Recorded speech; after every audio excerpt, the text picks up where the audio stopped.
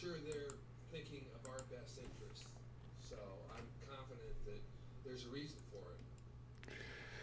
Okay, real dealers, this is Charles Blair, the mad scientist, and I want to thank each and every one of you for being on this episode of DURU Interview, where each and every month, or should I say every week, we bring to you someone who is not only doing this business, but can show you how to do it in a way that will help you become successful. And today is no exception to this philosophy. I got my man all the way from the ATL. You seen him on screen. My man, Mr. Anthony Williams. Anthony, introduce yourself to everybody, my brother. What's going on, everybody? Audience, Anthony Williams. I'm out of Atlanta, Georgia. Been doing this Airbnb thing for about 2 years. So here to share, answer whatever questions y'all have, break it down the best I can, and help you go get some money. Okay, now that's just a little snippet of what he's going to talk about. Now, me and this brother just had a real cerebral. I'm talking about action figure type of shit on the phone just a few seconds ago. So today we're going to go through exactly what he's doing. But before we do that, I want to give you guys a little bit of what we got up and coming for you. First of all, next week, don't forget our actual live show. We do what we call the Real Meals and Deals Columbia in Columbia, Maryland. We're looking forward to you guys. So I definitely want you guys to make it at that point. And somebody is telling me that they can't hear from us. So let's go ahead and make sure we are good to go on the microphone. Okay, we are there on the razor. That looks good. Let's see if we are here good on the mic. We cannot hear him. I'm up in this place, in this price. They're saying they can't hear you, Mike. So You can't hear me? let's see. Tell me, guys, if you can hear Anthony right now. Let me know if you guys can hear him. I know you guys up on Facebook. I need to know if you guys can hear Anthony. So definitely give me a heads up if you're able to hear him. What's going on? What's going on? Mic check, mic check. Okay. I'm up in the piece. Anthony is a little bit low. They said Anthony's a little bit low, so let me turn you up a little bit, Anth. Go ahead, Anthony. Give me another sound check. What's going on? What's going on? How that sound? Okay, how that sounds to you guys? Are you able to hear? Let me know, guys, if you're hearing Anthony right now. Uh, Daryl, let me know if you can hear. Al, let me know if you can hear, and so on, guys, because I want to make sure you get the most. You get the most out of him now. Oh yeah, now we're cooking with fire. Everybody's saying I can hear him now, loud and clear now. Thank you, Al. I appreciate everything, man. So we are right now streaming live on 5 different networks. We are on Facebook, YouTube, Instagram, Periscope, and Twitch. And this day interview is going to be all about how you can take your level of real estate investing from what you're doing now and transition into what you're going to be doing in the future. Because the topic today is something that's been hot in our area. It's been hot in the arena for a while. And we're talking about Airbnbs. Tell me a little bit something about how you got started in real estate investing. Because I know it wasn't handed to you on a silver platter, Anthony. Tell me how you got started in the business, my friend. So so I run a couple different businesses. So I'm a clinical neurophysiologist by trade. And one of my homeboys, I'm really from Jacksonville, Florida. And one of my homeboys, he run a fix and flip company. So a couple years ago, maybe 4 or 5 years ago, I told him I always wanted to do deals. So he was like, "Hey, well, partner up on me on the flip." So I lended him some money. We bought a house for like 50 grand or something like that, and we did our first flip.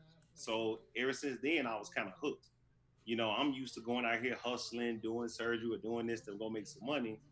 And now it's like I can go get this house or this asset, and a couple months later, it started kicking me back money.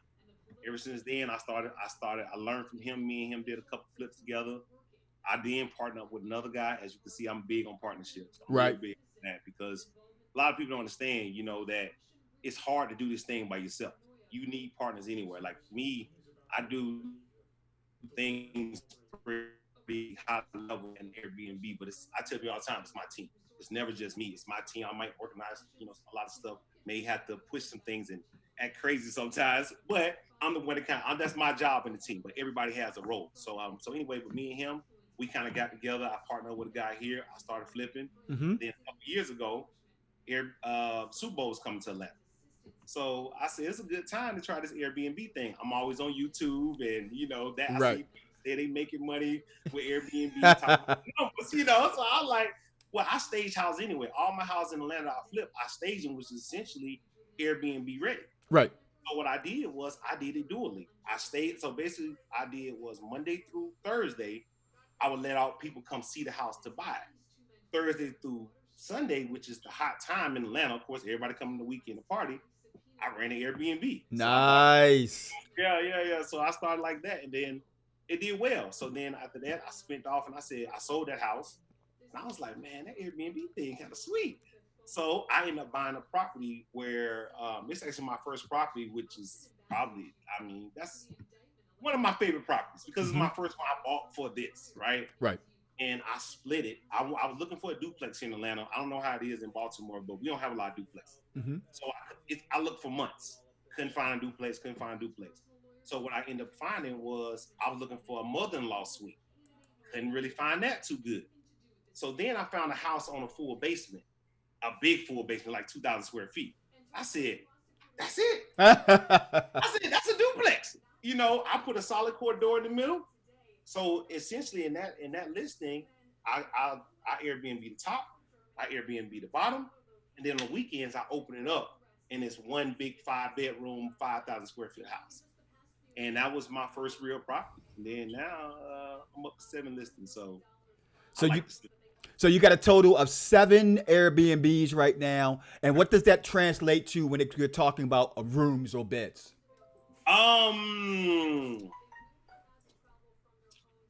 Rooms, I would say, so I have a 5-bedroom. I just launched the 8-bedroom. Nice. 4-bedroom. I got 2 3-bedrooms. And beds, I don't know. That's probably hey, listen. Listen. There's not a piece of furniture in my houses that you can't sleep as a bed. I just let you know.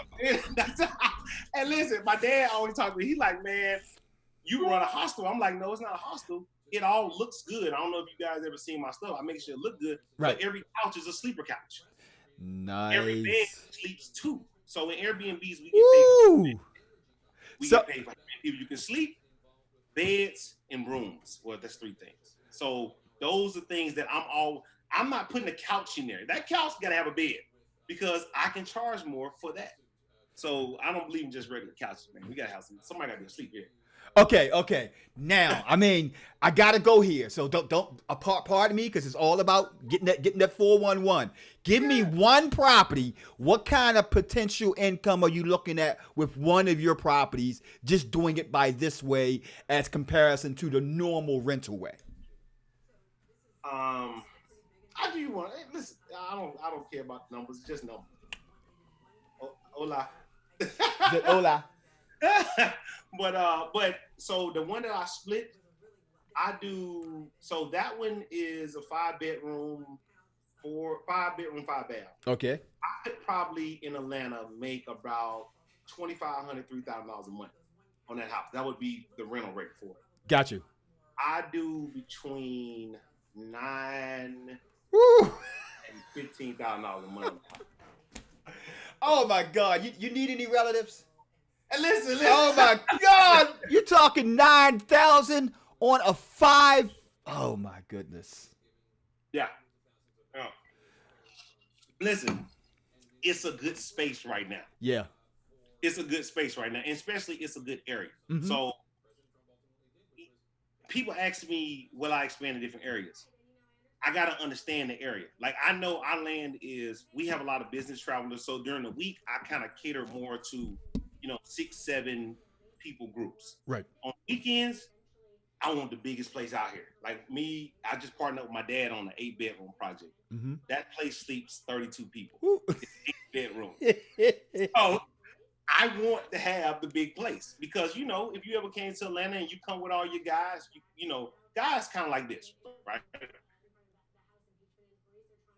We don't mind all being together, and it's better to be that way. But we all want our own bed.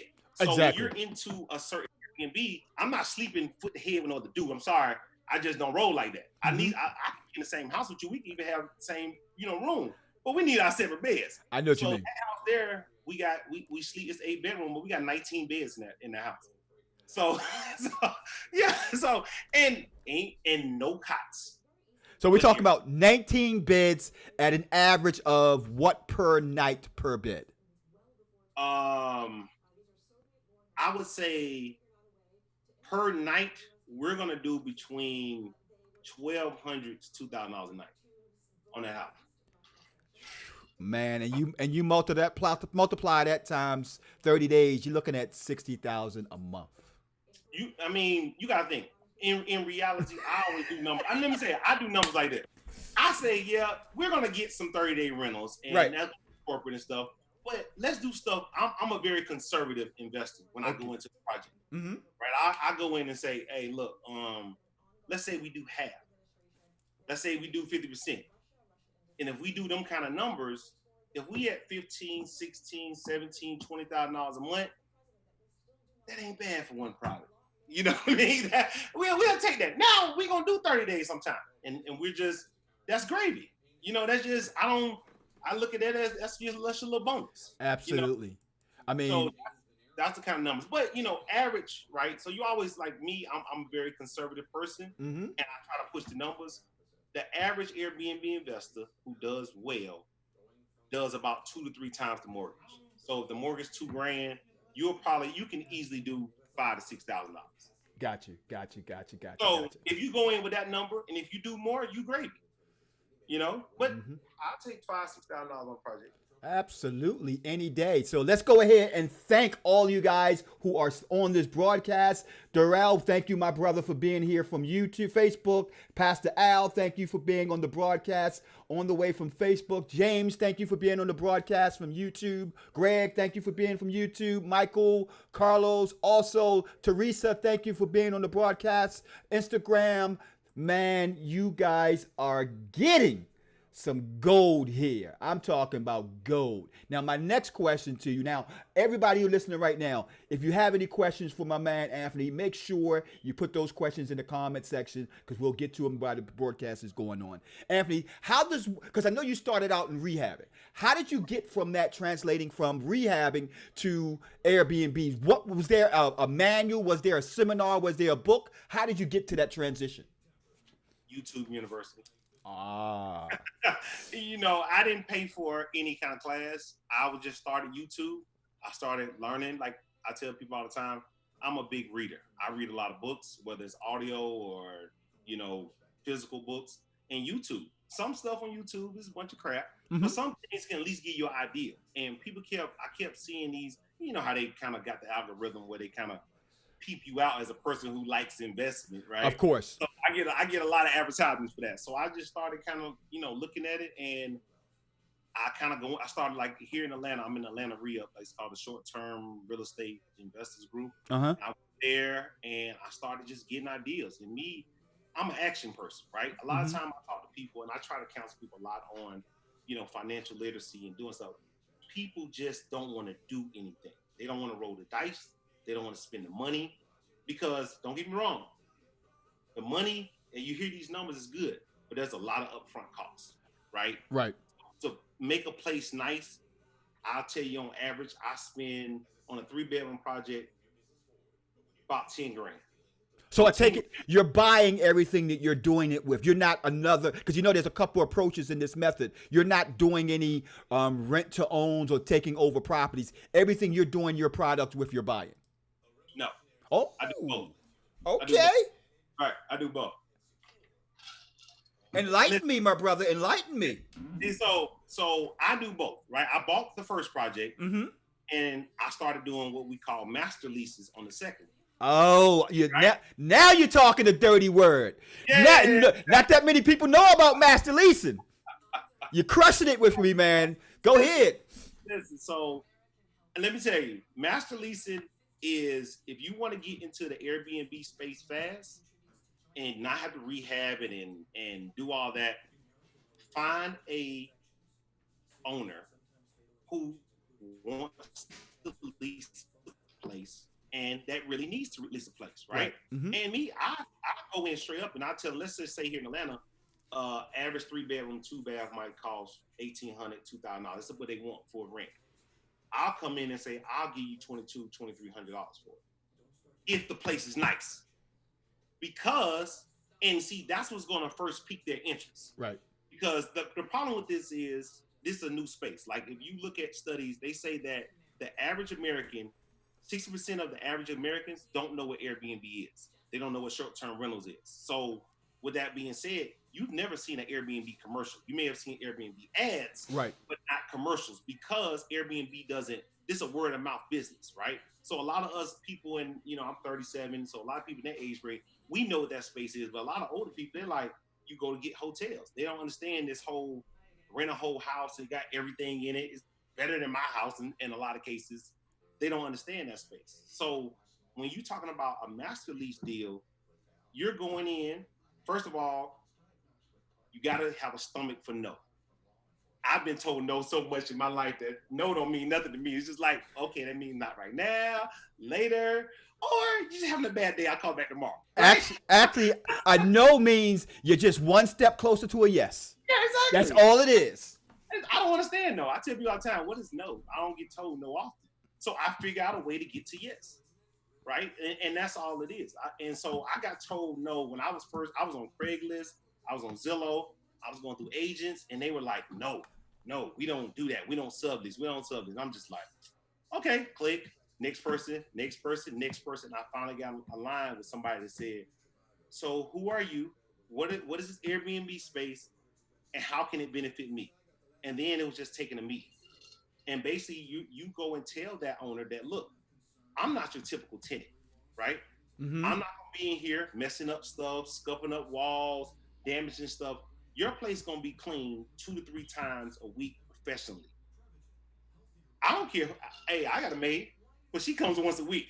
Ain't too many people I know with a maid that comes 2 or 3 times a week. Exactly. Their place, right? Right. So you're talking about your place is going to be maintained at a level that it would never be maintained at with a typical renter. Because they're just going to be in there living, right? So that's your first thing. Then, money always talks. If they wanted 18, they wanted 18, but if I can offer 21, 22, and we talking about I'm going to maintain a place, all of a sudden we can have a conversation. And that's what I want to have, a conversation. You know? So one of the actual members on the broadcast right now, Al, wants to know, how do you get your tenants and how do you manage the actual process of your Airbnbs? Oh, so all of your tenants are going to come from different booking channels, right? So whether that's Airbnb, my houses are on Airbnb, VRBO, Booking.com. There's this website called Mr. B&B that I'm going live on this week. So Mr. B&B is for the lesbian gay community. Okay. It's their own site. So I'm going to be on all the channels. So basically, people come to your house is basically live on all these different channels. Gotcha. Go on there, they pay through the platform. The platform takes a fee now, and that fee is usually 1 to 5%, which, you got to give up something because you're getting the exposure, right? The marketing. Right. And that's how that works. They manage the payment. Airbnb, I will talk mainly about Airbnb because that's the easiest one. Usually, let's say I have a 5-day booking. Okay. The day after you check in, the money goes in my account, direct deposit. Nice. So nice. I have to talk to the people about when I'm getting my money, all that kind of stuff. It ain't like that. So so the money part is no issue. Now the managing, how you handle that process with making sure the place is clean, making sure somebody's there to let them in. Do you use mechanical lock systems? How do you handle the management side? So that's the side that's always important to have. That's the infrastructure is everything. Mm-hmm. So I have a couple different ways. I have 2 girls that work for me that they clean 2 of my properties. And I also use 2 other independent companies, kind of PRN.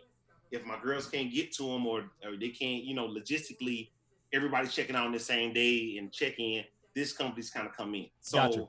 I outsource. I got 2 people in-house. And don't get me wrong, it's better.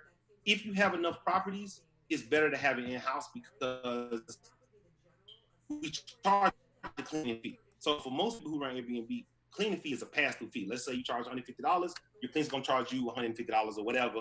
Yeah, that's just a pass-through fee, right? Right. But if you have someone in your house, you may be able to, with your people on staff, clean this place for $80, $70, who knows? Whatever you got negotiated. Right. You still got a $150 fee on there. Mm-hmm. That's just another little revenue source that you could make there. So it's different ways to kind of break that down. So that's the cleaning part.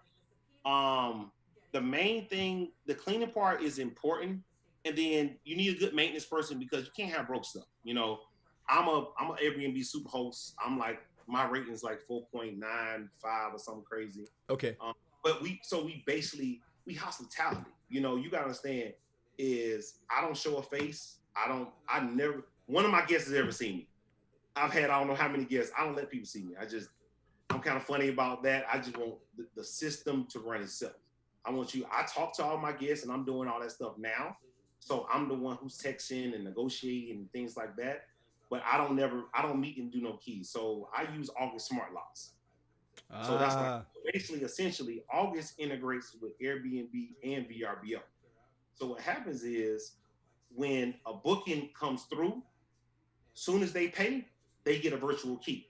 Nice. And that key is only for the days that they are actually at my house. So if you're at my house 2 days, your key works for 2 days. At checkout time, my checkout time is 11 o'clock. At checkout time, your key don't work no more. So I'm not giving you no keys, and it helps, right? It helps with, you don't want to have another job, right? You don't want to pass keys. The guests don't want to have to meet you for a key. That's just too much stuff. We want this thing to be as fluid as possible. So I use August Smart Lock. There's some remote locks. I like August because sometimes, you know, things happen. I have people who need to come over for maintenance or whatever. I can hit a button and I can unlock the door from my phone. So I like having that option. I'm big on technology, obviously. I'm a kind of big technology-driven kind of guy. So I'm always big on that kind of deal.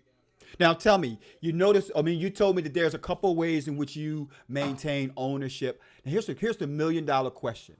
How are you finding the opportunities? What is there any type of marketing strategies you're doing to find those landlords that's willing to say yes? Knocking on doors. I mean, and that's all this. I don't do no kind of active marketing campaign. When I'm ready to go and I'm ready to build a new property, and now, you know, it's kind of word of mouth too. You know, you got to get your stuff out there. Like, people got to know that you do this thing for real, because sometimes a lot of people say I do Airbnb, but then they don't have a property. You like, what do you have?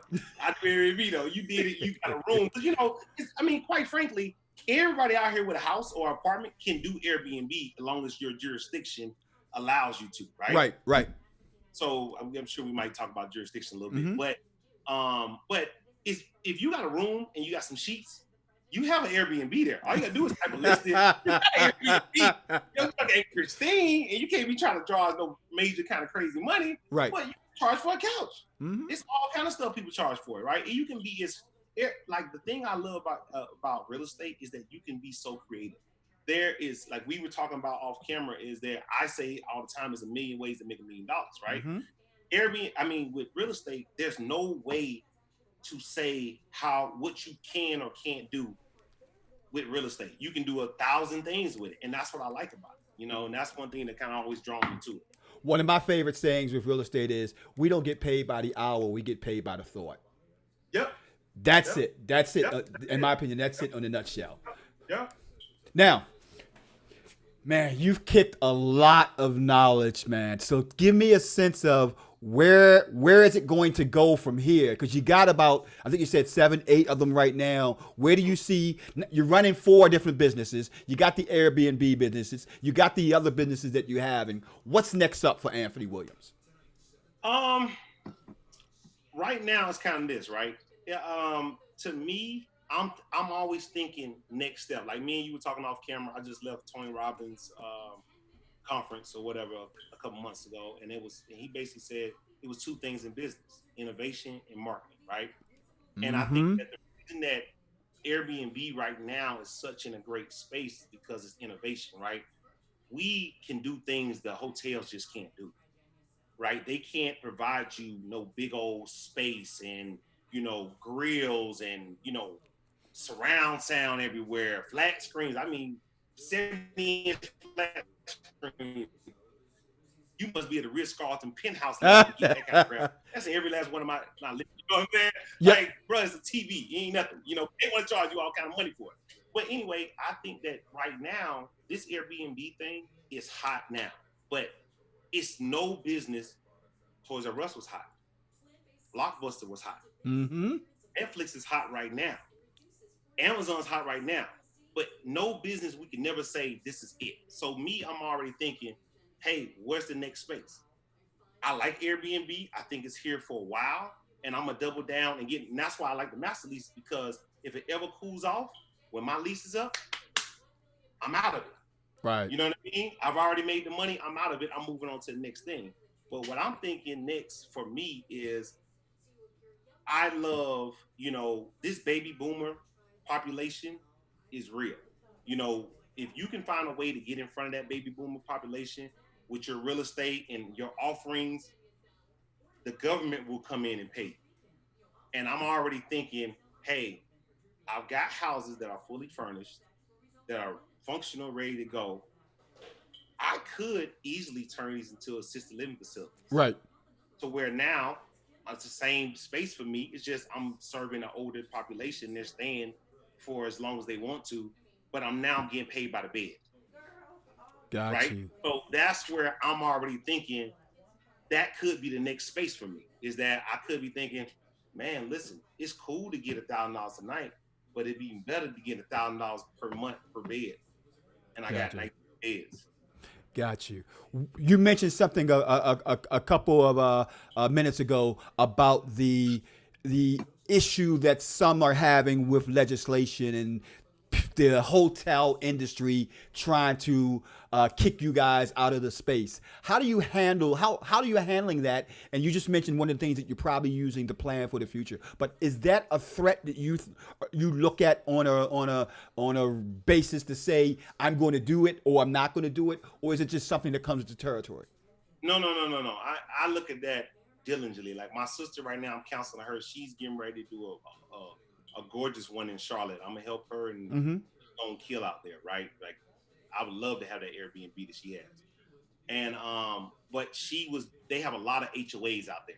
Oh. So I personally don't deal in HOAs. Like we have a lot of condos, nice high rises.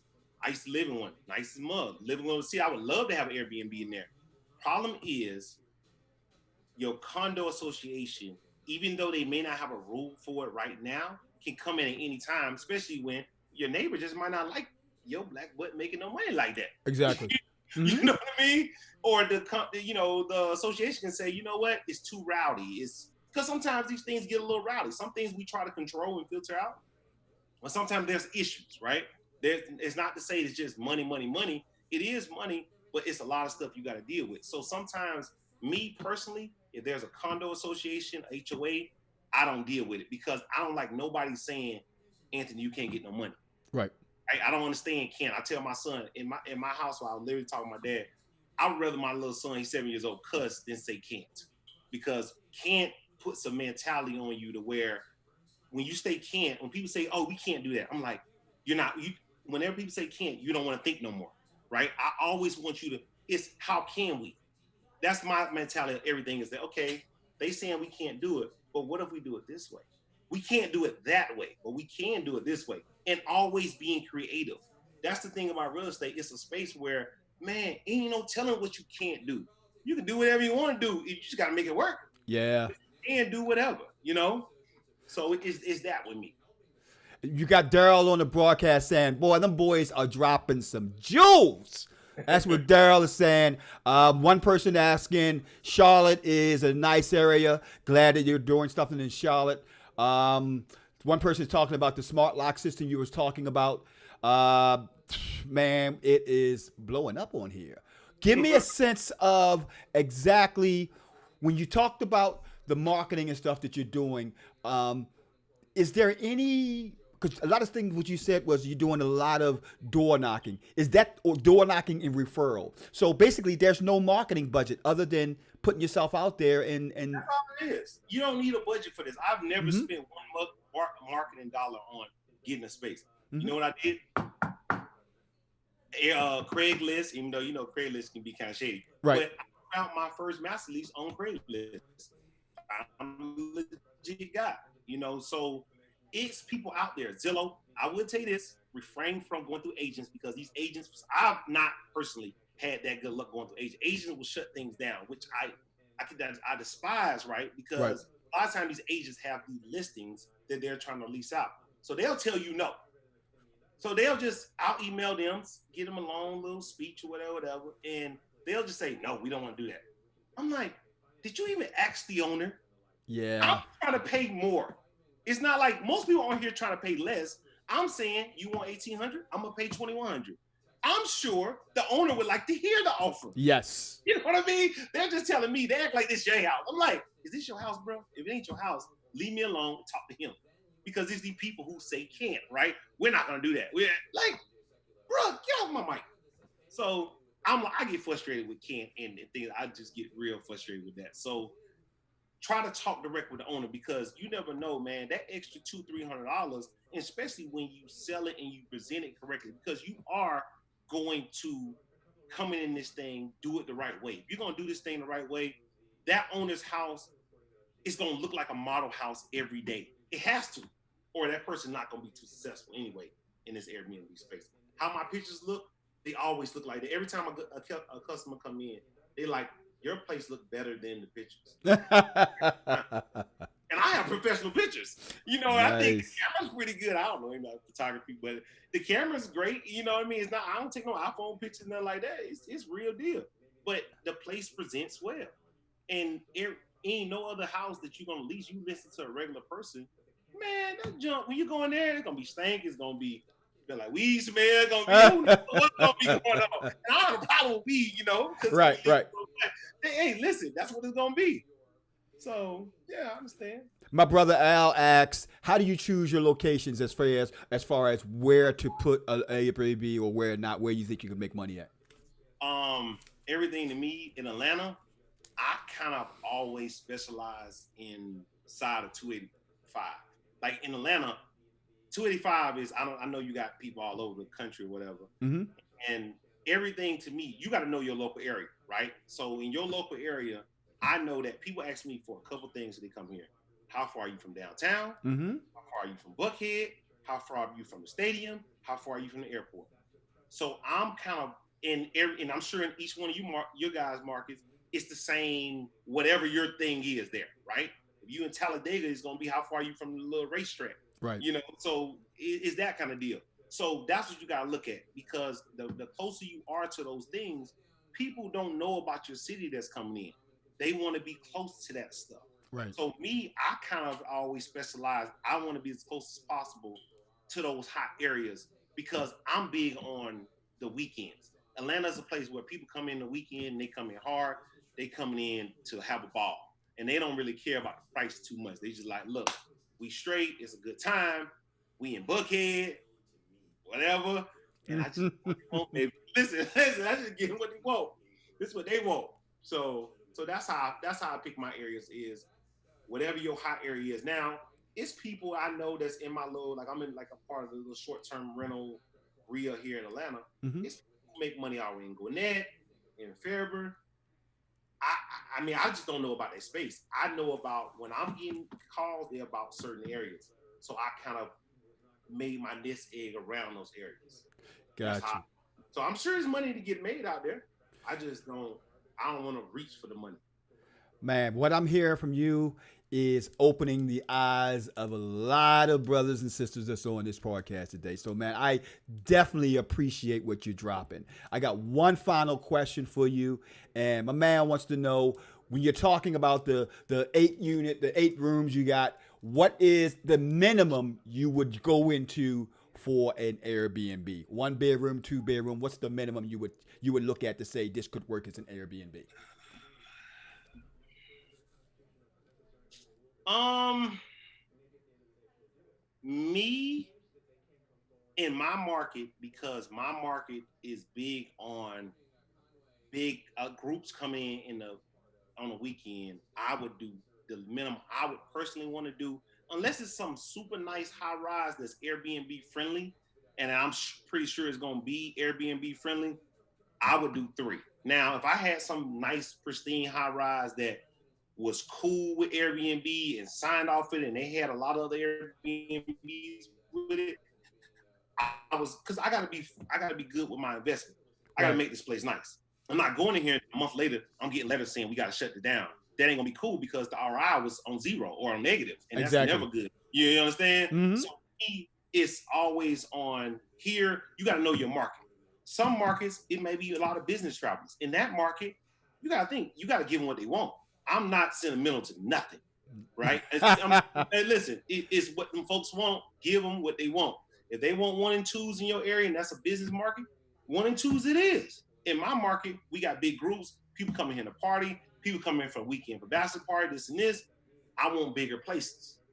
But if I was somewhere else, right, was a lot of business travelers, maybe I would do 1 and 2s.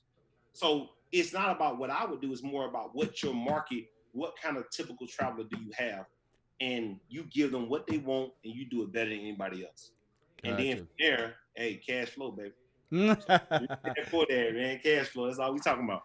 I know what you mean. Cash ain't nothing but the thing, man. So here's my question to you. I got a lot of people right now asking me, how can I get in contact with this brother? I want to reach out to him. I want to do this. I want to do this. How can they reach out to you if they want to get some more knowledge from you? They can reach out to me on Facebook. Anthony Williams is just on Facebook. I'm on there with my son. I think that's the picture of it. Charles, I'm sure you got a link you can share with it.